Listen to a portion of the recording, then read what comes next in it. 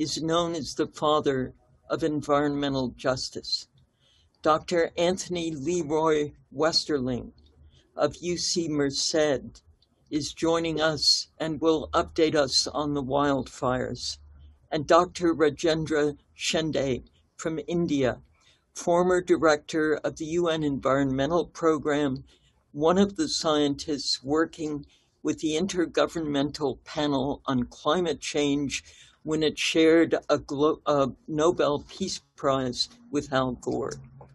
Our thanks to Blue Shield of California Foundation for supporting our initiative, and to our veteran reporters, Pilar Marrero and Sunita Sarabji, who coordinate our weekly Zoom briefings.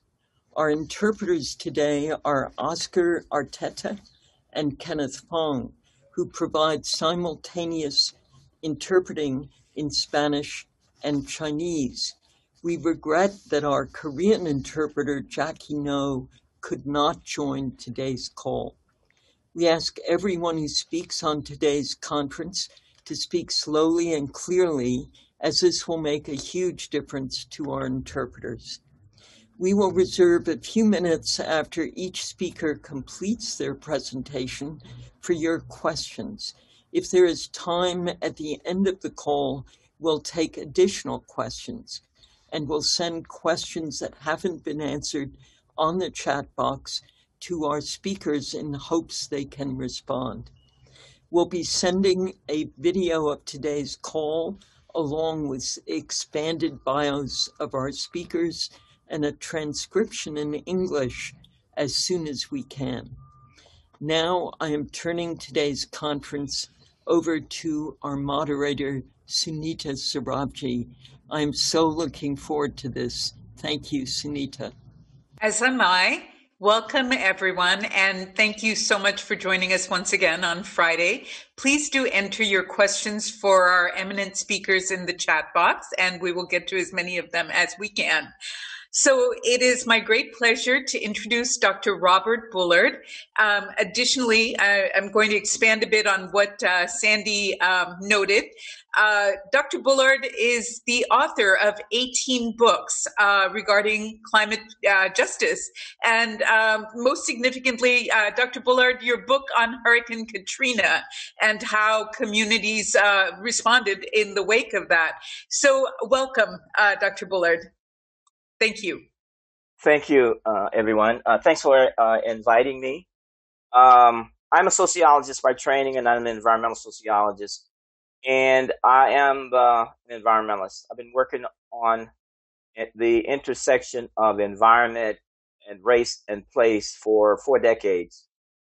And if we look at environmental justice in the era of climate change and COVID, we can see that, first of all, communities of color are disproportionately, in the U.S., are disproportionately impacted by environmental pollution.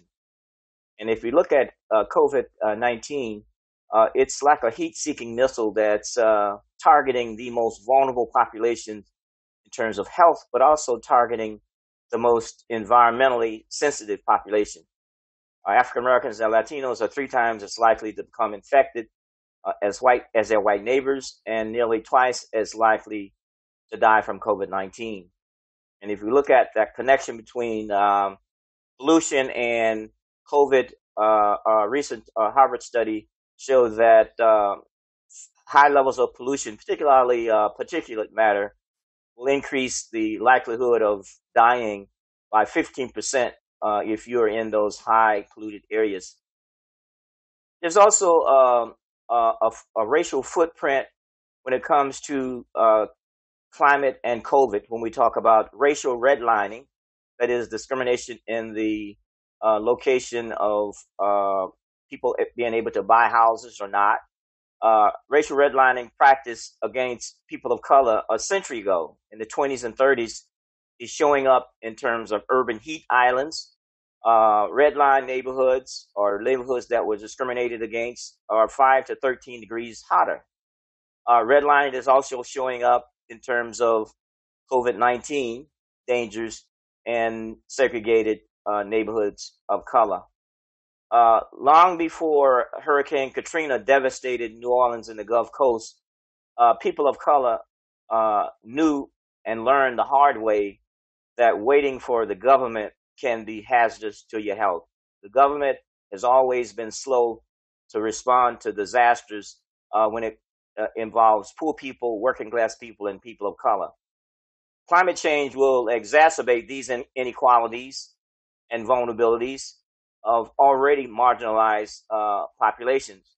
This is true in terms of, as I said before, in terms of heat stress and heat stress and urban heat islands. It's greatest in neighborhoods that were segregated, that are hyper segregated. If we look at the impact of climate change, we'll have more bad air days, and the fact that more bad air days means more unhealthy people and death. And if you look at in the U.S., people of color and poor people are more likely to live in cities and metropolitan areas that are in violation of the Clean Air Act.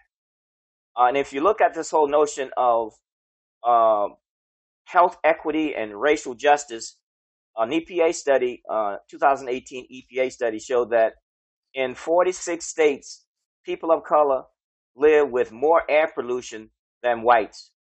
America is segregated along racial lines, even in 2020, and so is pollution. People of color breathe 38% more polluted air than whites. And if we talk about this whole question of breathe at your own risk, we're saying that, for example, air pollution causes over 200,000 early deaths each year, and a disproportionate share of those premature deaths are poor people and people of color. African Americans are almost 3 times more likely than whites to die from asthma. And if we look at black children, for example, black children are 10 times more likely to die from asthma than white children. And when we talk about climate and vulnerability, who gets left behind? You know, the Hurricane Katrina was a textbook case of environmental racism and climate racism when we talk about injustice. If we talk about climate change will hit the poor and people of color in the southern United States hardest. If we do nothing in terms of climate policy in the U.S., the country will lose a 6% drop in its GDP. But the southern part of the U.S. will lose a 20% drop.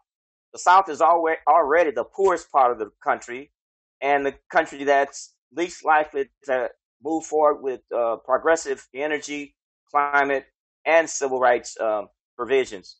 Climate change will widen the economic gap.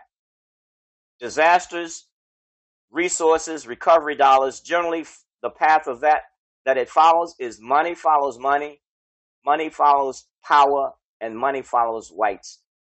After major severe weather events that were tracked over the last couple of decades, looking at $10 billion damages, white communities, after recovery dollars were spent, on average, were $126,000 better off in wealth after the recovery dollars went in. However, communities of color, on average, lost about $29,000. Now, this is significant in that Black people and Latinos wealth is only 10% of that of white wealth. So when we talk about disaster buyouts, we talk about managed retreat, that is government buying property, houses, and buying out communities. Generally, those buyouts leave poor people behind. That is the widening gap that we're talking about. Climate action plans must address equity, racial justice, and economic justice. Addressing equity is a prerequisite for achieving climate resilience. Thank you. Briefing. So this is an increasingly important issue for our readers and reporters. Dr. Westerling, thank you so much for joining us today. My pleasure. Thank you. There you are. All right. So I guess I should be giving some short remarks, and then we can engage in questions, right?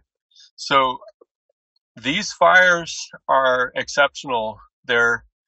This is the largest fire season in California record, and the largest, most severe fire season that we know of, even before documentary records, in the sense that in the past, there were years with frequent burning done by the indigenous peoples to manage the landscape, but they were not high severity fires like this that are having huge impact on ecosystems as well as on the communities that they threaten.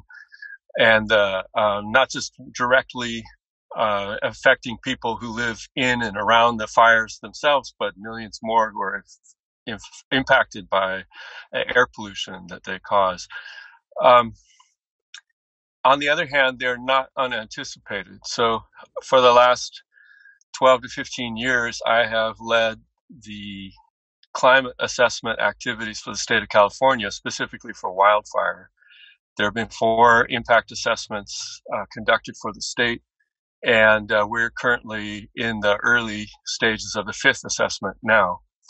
And part of what we do for these assessments is we simulate fires in the state on a grid over the whole state, month by month, for 150 years for a wide range of climate scenarios, but also scenarios around, say, population growth, development footprint, fuels management, and a variety of other topics. So, for example, the 4th climate assessment was published in 2018. We actually simulated fires, 100 million maps of fires around the state, statewide, as part of that. So looking at individual extreme events and seasons. And we projected that this kind of thing would be happening with increasing frequency. By mid-century, the climate conditions are such that 30 years from now, this would be potentially a very common event. So this is something that is deeply concerning when you look at the impacts economically, but also psychologically and in public health.